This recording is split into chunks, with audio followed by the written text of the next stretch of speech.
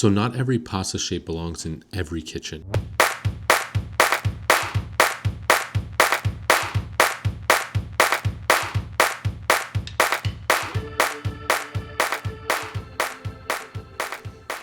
What's up? I'm Michael from Brooklyn Pasta Lab, and this week we served over 85 restaurants in New York City, and this is why we don't recommend every shape for every restaurant. So one of the first things we look at is the service volume and pickup speed.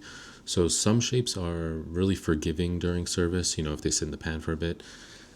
If service is delayed for some reason, anything can delay service. If you've worked in a restaurant kitchen, you know this. If a guest gets up, or if somebody on another station is behind on a dish and you're trying to link up with them, the service can easily get delayed. So these are really important things to focus on, and why we don't recommend every shape to every restaurant. So depending on the service volume, if a restaurant is plating a ton of pasta at once, for example, if there's one restaurant we serve, they plate like 20 plus of the same dish, of the same pasta dish. And if they are doing, let's just say like pappardelle, this is actually the perfect example. Pappardelle with a meat ragu. One, it's really hard to get all the pappardelle mixed really well in like a large pan, let's say large rondo, if you're plating a lot of pasta at once. And it's really difficult to get all that meat if you're going to do a meat sauce. Let's say it's a like braised meat, so the meat is sort of like picked and shredded. Hopefully it's not too shredded, but you know what I mean. Like, pretty much it's really difficult to get all of the meat, sauce, and the pasta all evenly distributed.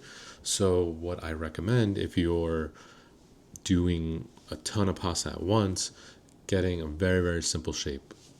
What I go to is a shortcut.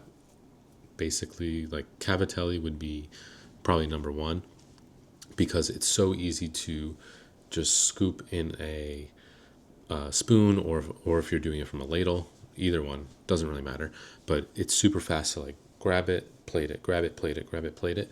Versus if you were, I'm going to go back to the pappardelle, if you're trying to use tongs to grab a certain amount of pieces of pappardelle and trying to also pick some of the meat from the pan and place it on top. Now you can, of course, have the meat in a separate pot and like top it off with it, but we're talking about like complete fastest, best scenario here. And yeah, so a short pasta cut with a sauce that is easily distributed throughout the actual pasta. So if it was a cavatelli, like a tomato sauce, of course, is extremely easy to mix thoroughly in with the cavatelli and get it all homogeneous. You could also do a ragu. That's like a ground meat ragu.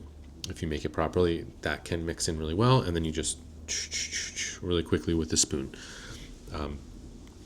And yeah, it also depends on the station setup and also your staff experience. So, if the station doesn't have a ton of space, that's going to affect things. If you do have a lot of space, but maybe you don't have a lot of room if you have a lot of space to plate, but not a lot of room on the stove, or you could hold different sauces, it becomes a problem. So what I recommend is a short pasta cut, and a sauce that distributes throughout the pasta really evenly, and service will be a breeze. If you cook your pasta in large batches, add it to the rondo with the sauce, toss, let it cook for a bit, and then you could even have like two guys plating the dishes.